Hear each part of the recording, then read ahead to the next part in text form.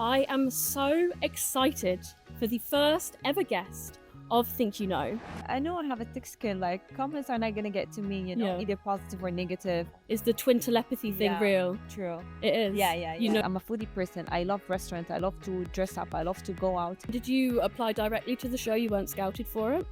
They reach out to me. Just the thought of, never seeing them, never even Yeah. talking. I'm like, that's crazy. It's not like we're just gonna go, we're gonna have a relationship and that's it.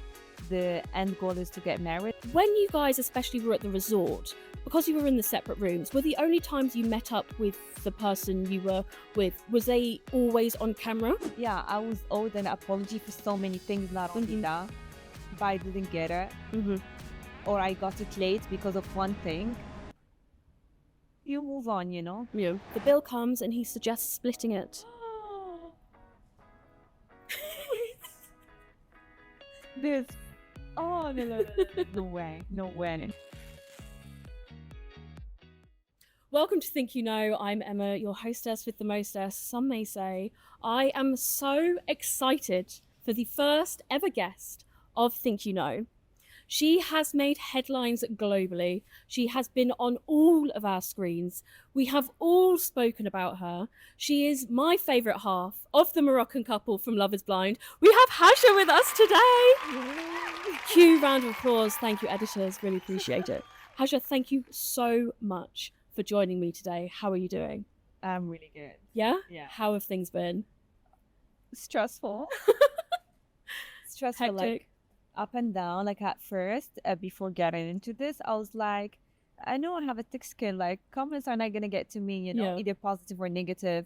Like all the heat and everything. But believe me, it Yeah. does get to you. It does affect you.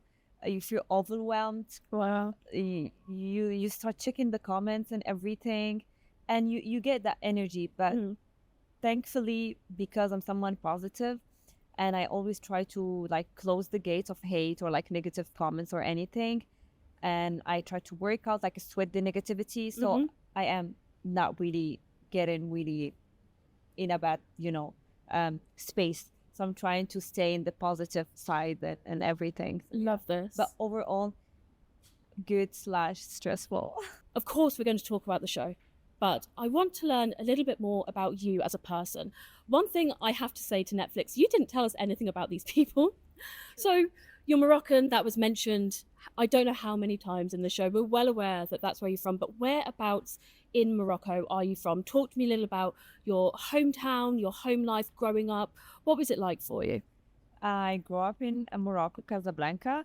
I left in Casablanca, I think, up to 12. Then we moved to another city. It's a small city in Morocco.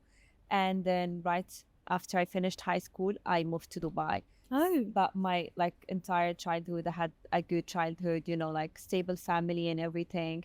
It was lovely, happy. I used to fight a lot with my twin. nice. You mentioned you had a twin on the show, Yeah. identical twins. So there's two of you, No, non-identical. Where everything is different in us. No Like the way. physique, the character, everything. Like when we were really young, I was the calm one and she was the hyper one.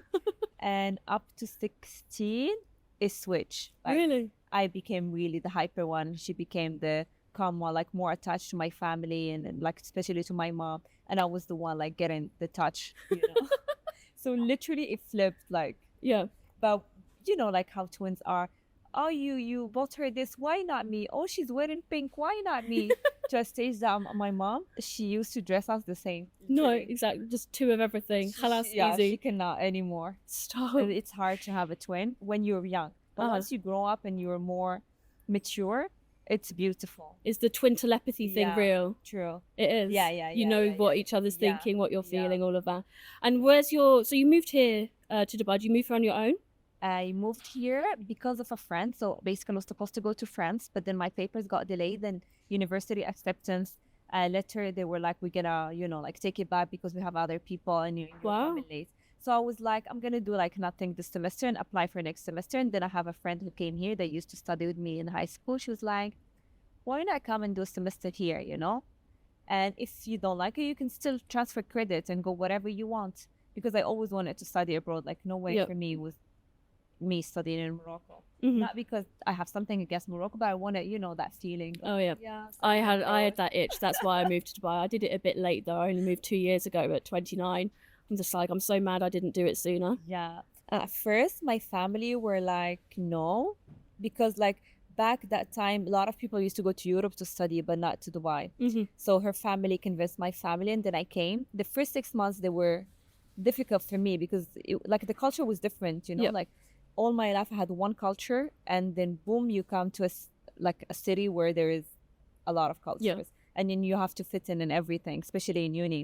So first 6 months weren't easy, I mean, culture wise, but then after that, up till now, I don't see myself anywhere else in the world. No way. What Dubai is was Dubai, Dubai, Dubai. Yeah.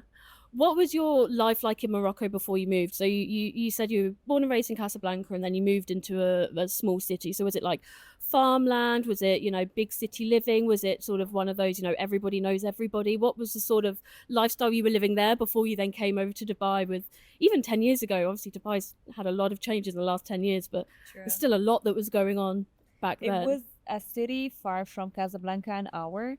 I would say small. You can literally walk it. Really?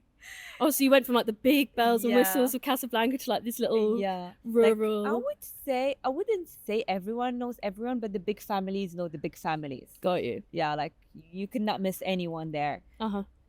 Yeah, so for my mom it was so hard because like all her friends and family are back in Casablanca, and we're new in the city. It's not like us, we can make friends in school and everything.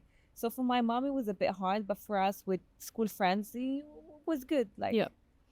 Like every weekend we would go back to Casablanca for sure. Like Yeah. every weekend we have to go to feel the city life and everything. I guess it's only an hour away. It's like living in Abu Dhabi and then coming up to Dubai for the weekend, isn't it? You can sort of have the two True. different lives if you want. Same thing, because my dad decided to go and build a house there. Oh, nice. And he's from that city. Okay. And he has a farm close by as well. So he was like, lovely. I want to be close to the farm and I want to build my own house.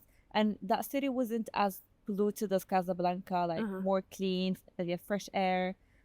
That's why it was like, no, I wanna be there. At first, it was hard for us, like from this to this, but then you get used to it, Especially at 12, I feel like that's a really awkward age. You're just turning into your teens. You're trying to figure out who you are, and now you've moved from like the big city to the small town. Were you guys only like, oh, the big city girls are here, or was everybody quite nice at school? I think they were nice. I don't think they mentioned like at that age it wasn't really a big difference that they're coming from big city or anything. But it was easy because of the friends I had at high school. Like they made it easy for us to not feel, that we're missing out or anything. Love this.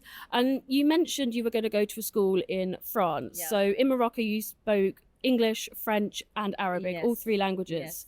And some schools they speak Spanish as well. Yes, because you mentioned on the show if you were to have kids, you'd want them to go to a French school and maybe a Spanish school as well. Why do you want the extra spin of the Spanish on there? I find it attractive. Like when they speak, I just love Muy it. bien. Yeah. Like I wish I can speak it. Like I really want to take classes and everything, but I find that cute. Like when you see someone speaking it, it's cute. Even French. Like when someone speaks French, I find it cute. Like these two languages, they mean to me a lot. English is English, No offense to me. I get you though. I learned French in school, so je parle français petit, mon français ne bon. But I think when you're born and raised as an English speaker, you realize, or I guess a lot of people don't realize how ignorant they are, because I don't have to learn another language. I don't actually have to. I come here, everybody wants to practice their English on me, and as much as I'd love to learn more, and I am learning Arabic, we're going to talk about Arabic a little bit later, Araf Arabi Shway, I'm getting there. I still don't need to, because you can get away with it. So it's incredible that you've been brought up with all three languages and you're trying to put the extra one in there as well. What is your first language? What's like your mother tongue? Is it Arabic? Is it French? Yeah. Arabic's your first mother tongue. So when you moved to Dubai 10 years ago, obviously a lot has changed in those last 10 years, but you mentioned on the show a lot about the lifestyle that you live here in Dubai. So you've come from, you started off in Casablanca, moved to your more rural town, then you come to the bells and whistles and the glitz and glam of Dubai. So how did you go through all of these different phases, and how have you found the lifestyle over here, and what is it that draws you in to Dubai so much? At first, like when I was a teenager, I used like every weekend to go out to places that they are known, in Casablanca. So kind of I started that lifestyle of going out when I was really, really young. Mm-hmm. That's why at this age, for me, like quality time and quality places and quality people mean to me a lot than just going out anywhere, because I did that at a young age. Mm-hmm.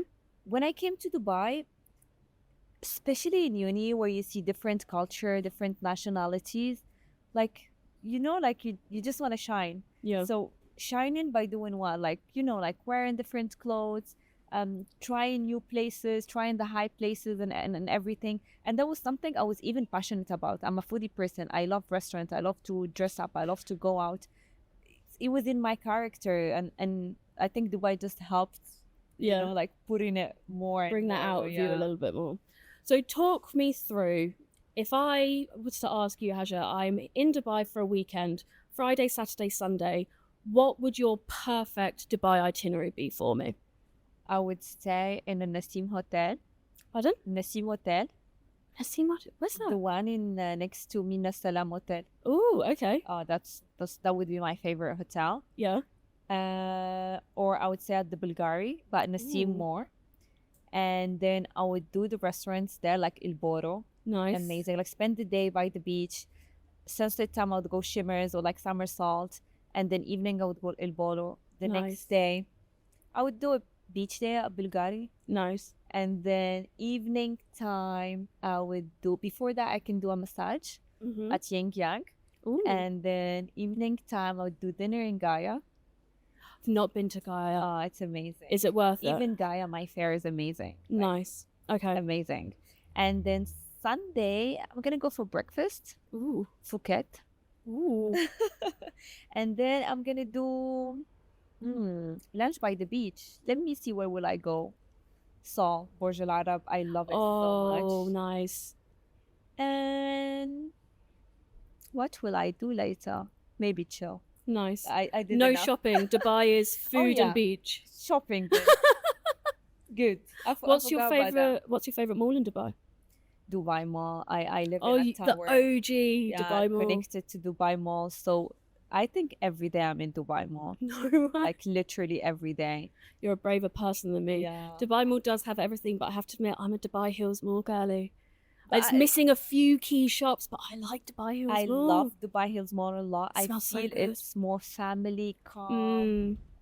You can go, casual and everything. But for me, Dubai Mall, it's like next to my house. Like literally, I press P6, I take the bridge, and I am there. Like Amazing.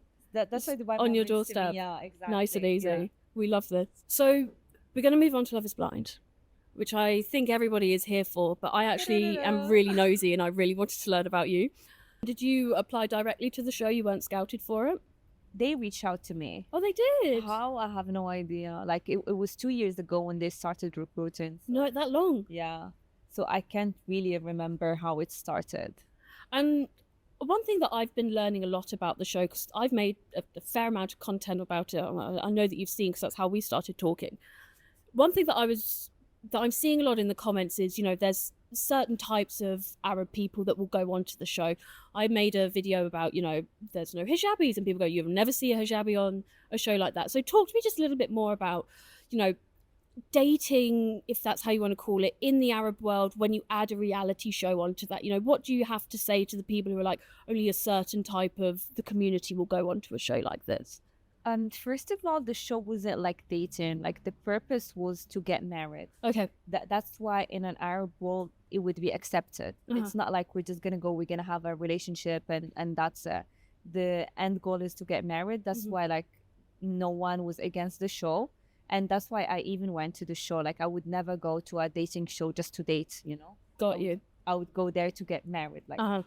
I wouldn't say that specific people were chosen, because I don't think that even if they suggested this to a hijabi girl would say yes, because I think people would be like, oh, you know, like some people can judge which is wrong and attack you and everything. You have hijab, why would you go and everything? But she's going to get married, like Yeah. she's not going to date. Ah, true. But Yes. I think, I'm not sure if it's true or not, or everyone believes the same. Maybe people would get scared to get attacked, so they would rather be on the safe side. Got you. I think that would be the reason. Understood. And had you watched Love is Blind before, the US versions and stuff like that? So in the US and the UK versions, you know, when they go out and they're coupled up and they meet, you know, everybody, they're like, oh, I went on a date with you. But you don't consider those conversations in the pods as dates the way that the Western people view them as a date. We would consider them as getting to know each It's just other. a conversation. Because even if we weren't in the show and someone wanna get married, they would come and meet the family, get to know the person, Got like you. spend more time with the person that they're gonna get married with and everything. So it's the same thing, you know, except that they're not on a show. Understood. We have to, you know, meet the family. So it's like the same thing that you've seen in the show would happen in reality, like, but like how would I say it? They would meet the family first, then the person. Understood. Probably. Yep. Okay. Then meet the person, then the family. One thing that I and a lot of Westerners really loved about Love is Blind Habibi was, and forgive my brushness here, the lack of sex. No tonguing when you meet each other, separate rooms when you're at the resort. You know, that's something that has definitely made me rethink the Western versions of the show and how that physical intimacy is so pushed onto people from the moment they've met. You know, for all intents and purposes, this is a stranger. You've spoken to them, but you're meeting them in real life. So because of that, when you guys especially were at the resort, because you were in the separate rooms, were the only times you met up with the person you were with, was they always on camera? Because in the Western show, there's a lot of stuff that happens behind the scenes because they're sharing the rooms. Yeah, so basically they made sure that, you know, like we're only meeting when other people are there, because at the end we're Arabs, you know, they have to make sure that everything is going, you know, the appropriate way and everything. We wouldn't like be going into each other's rooms, and no, like we would only meet, you know, like when we're filming something or with everyone else, you know. We wouldn't just be alone and spend cozy time. That wouldn't happen, because at the end we're Arabs, like. Got you. And they made sure that this doesn't happen, you know, which is good. Like that was one of the reasons why I went, because I asked like, how was it going to be, like open, not open? Because I know my family wouldn't like that, like that extreme. But yeah, like once they said no, make sure like it's gonna be as per our traditional culture and everything, it was a push for me to go, and they made sure that this is happening. So it was nothing behind the scene that they were hiding or no. Do you think the show represented the relationship or marriage process in the Arab world well?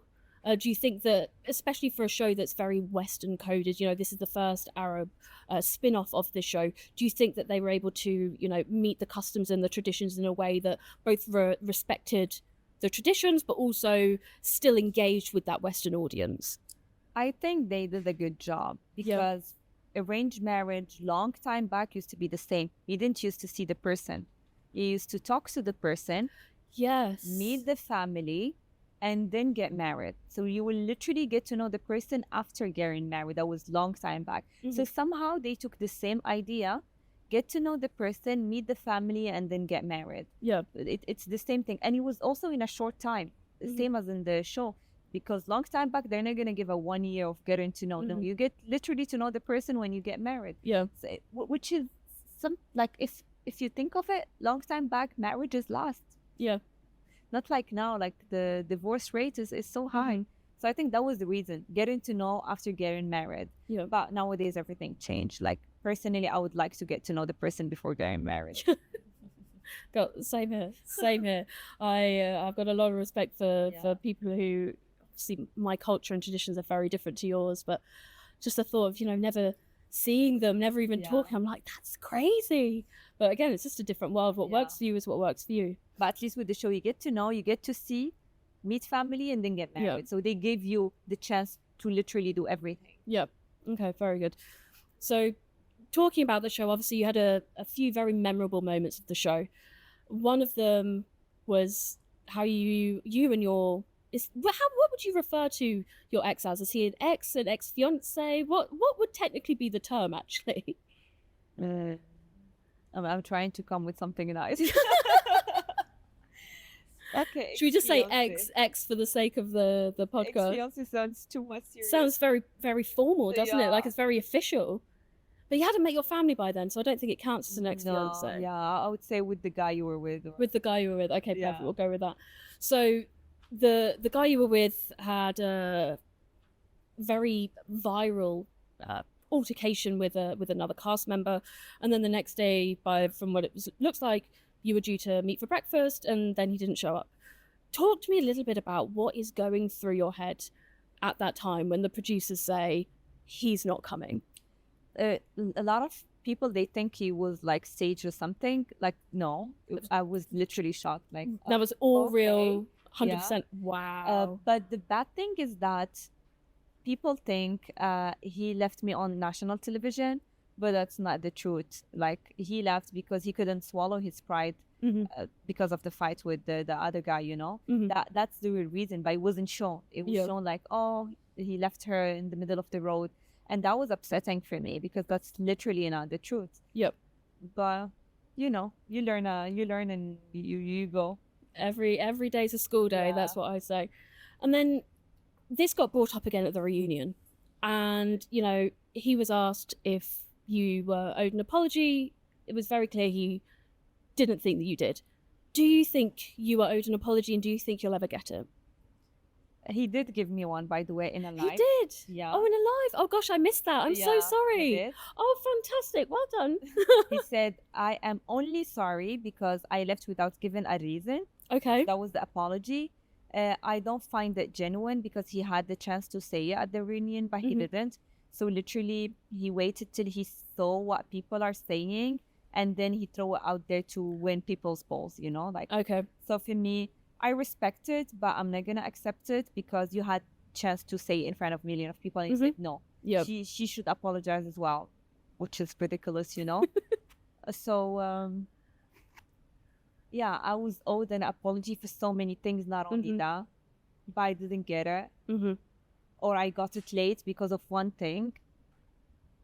You move on, you know. Yeah. Like it's not even worth to keep talking about that. Like I met him for a short time of period, so it's not really affecting on me that much. So one thing that I was really surprised about on the show, and I know plenty of people were as well, was the fashion that the women were wearing, because mashallah, you all look beautiful, incredible outfits. When I think of the Arab world, I definitely think of women in a lot more covered clothing.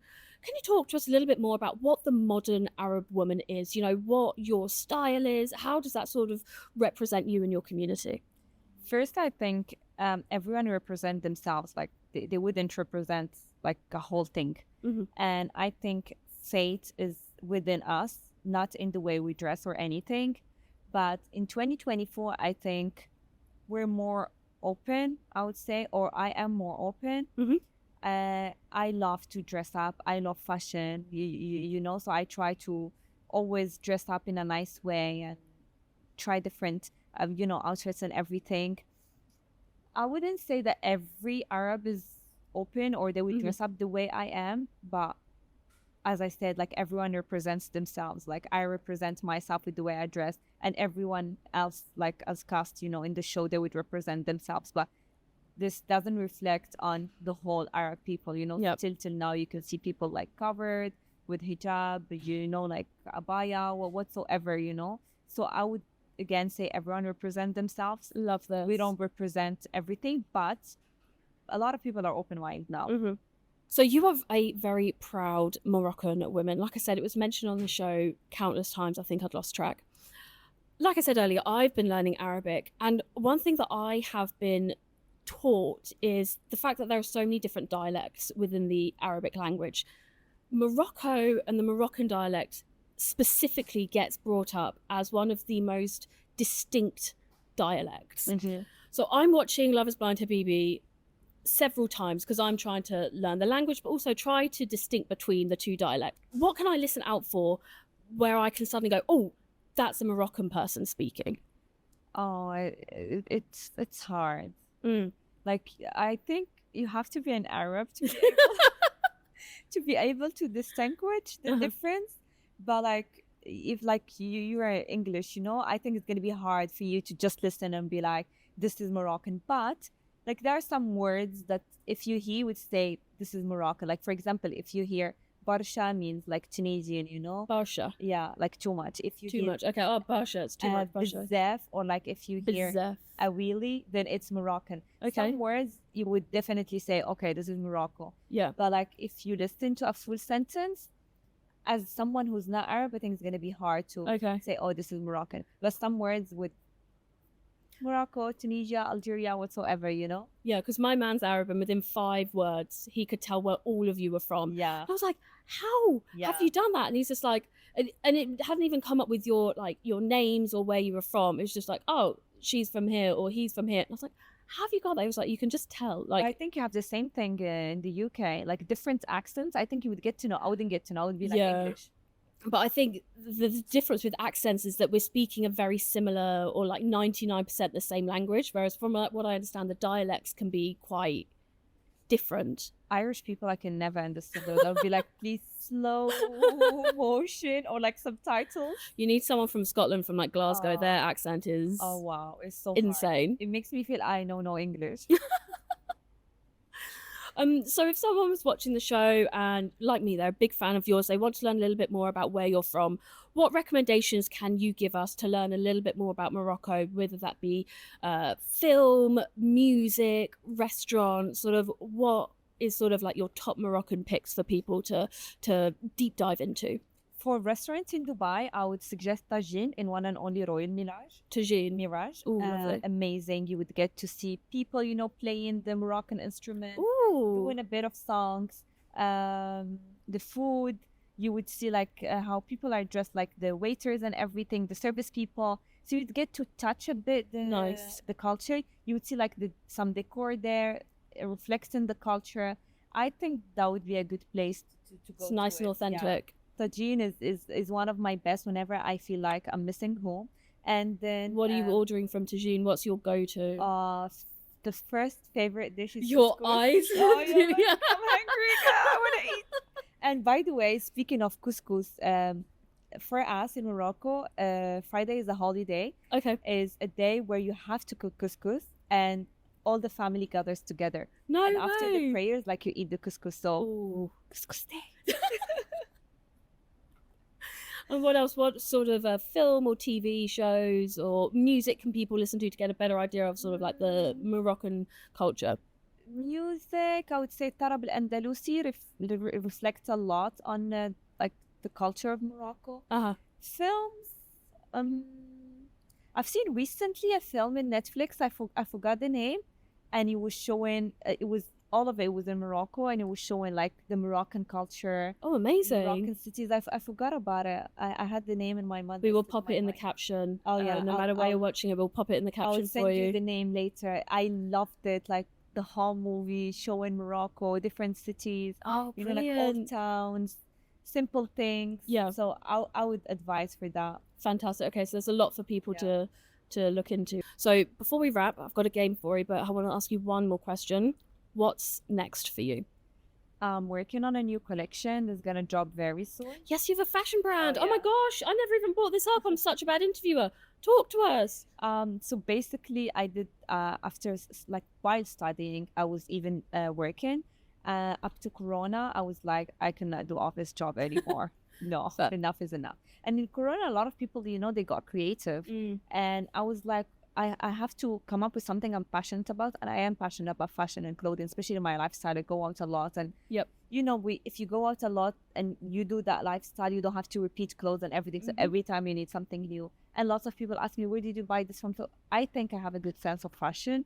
I came up with the brand, and like I started working on it and everything. Up to now, this is what I do. And yeah, a new collection is coming your way. Oh, so exciting. Can you give us any sort of like teasers on what could be I think I'm gonna drop first gym clothing, because recently I've been focusing a lot on gym and pattern and everything. Sets, because I love sets a lot, because it's easy. Bag, shoes, done. You know, you Oh, don't even brilliant. have to mix and match. And evening dresses. Ooh, nice. Yeah. When's the first drop going to come? Can you give us an exclusive? Gym, I think within 10 days. Gym close within 10 days. So by the middle of November, Yeah. guys, we're filming this in early November. So middle of November, just before Black Friday. Oh, yeah. Fantastic. Gonna drop with the sale. We love this. Right, so we're about to wrap, but I have a game for you. This is a game that I've made especially for you. Okay. It's called Face Card. Oh, well. Now, Hajar, when I was watching the show, you were one of, if not the most facially expressive people on the show. And I loved it because I'm a very facially expressive person. I was like, I love this girl. She's so funny. So in here, I have some face cards for you. And these are screenshots of you from the show. Wow. By the way, if anybody's watching this, I put effort into this podcast. Okay, this is my baby. This is my child. So we have different face cards here, which I have personally screenshotted from the show. I can literally say a comment about this one. And I use this word a lot. This is the first one.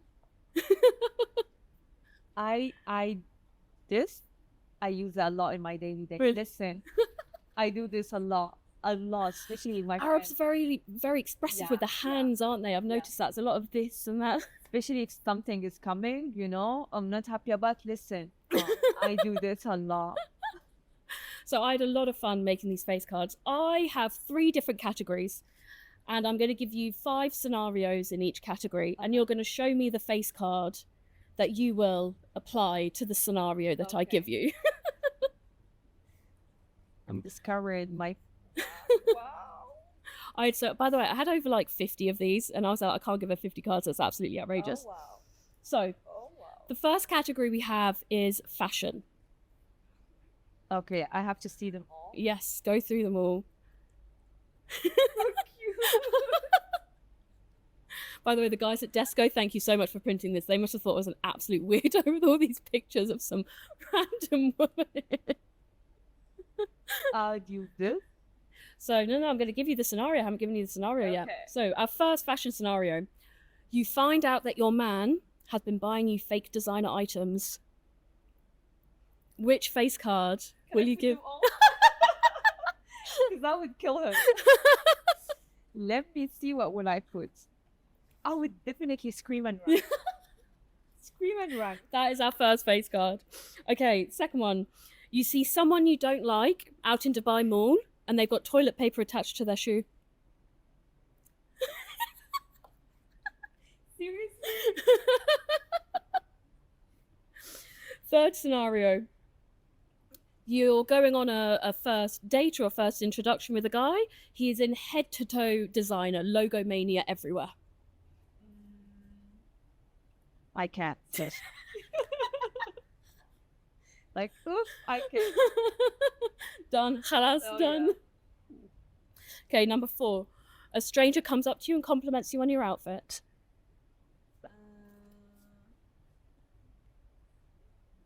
Let me see which one. Yes. Job is done, you know? It's always the best feeling when a stranger comes up. Yeah. You can reuse the face cards as well. You don't have to use them again. And then finally, you get given a Birkin.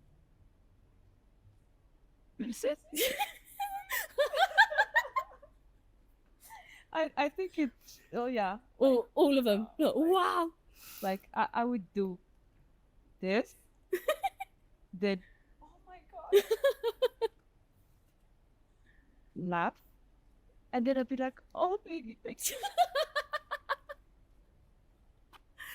Okay, so that was fashion. Next up, second category is men/relationship scenarios. So our first scenario, your man is 100% your type. He's attractive, he's provider, he earns good money. The only issue is he's a workaholic and you never see him. To be honest, I don't mind. As long as the money's there, I'll be like, listen, babe, work on yourself. work more so I can get more money. No, I would be like this. Listen, carry on. Nice. Yeah. Okay, we love this. You're on a date or at a meeting with a guy, whatever it will be, and the bill comes and he suggests splitting it. this. Oh, no, no, no, no, no, no way. No way. Number 3, your man is telling you spent too much money. He's there, look, Haja, look at all these receipts, too much. It's never too much. My happiness is priceless. Exactly. And then finally, you meet a guy and he has no social media at all. Oh, yes.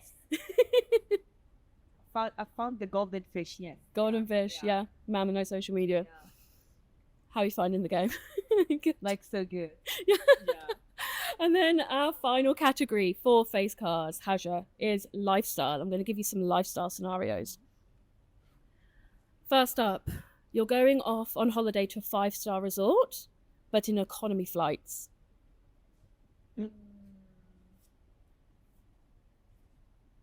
Oh my God. Like, really? Yeah, I would use the check, but I would swallow it and still do it. Still go, yeah. You're going to, the Hilton or the Ritz in the Maldives, but you're doing, economy flights. Halas, do you know what? I'll deal with it. Destination is what matters. Amen, amen, amen. Okay, Hermes message you. They've got a bag for you, but you open it up and it's nothing like what you want. Seriously? After all of the waiting? You've been talking about fitness a lot, so people who go to the gym twice a day, every day. Kill me. Like, literally kill me. You're out for dinner with your friends, and the bill comes, and your friend says, I just want to pay for what I had. Singeing. And then finally on face card, Haja, you here, I think your final card on face card. People with personal drivers.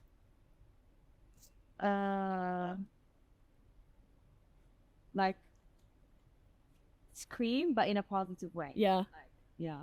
That's goals for me right there. Yeah, definitely. I'm so in love with this. Like, oh my God.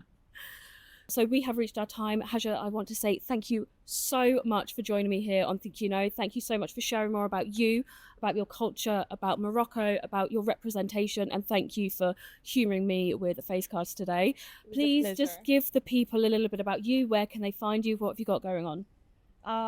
Wait for my new collection. Follow me on Instagram or TikTok, Snapchat. I have the same username there, .hajar23. I love you a lot and enjoy. And another huge thank you from me. You can follow the podcast at Think You Know Podcast on Instagram and TikTok. You can also find us on Apple, YouTube, and Spotify. And a huge thank you for the team here at Dialight for lending us the studio. Haja, thank you so much again for your time. And I will see you guys in the next episode. Going Bye. to have my couscous.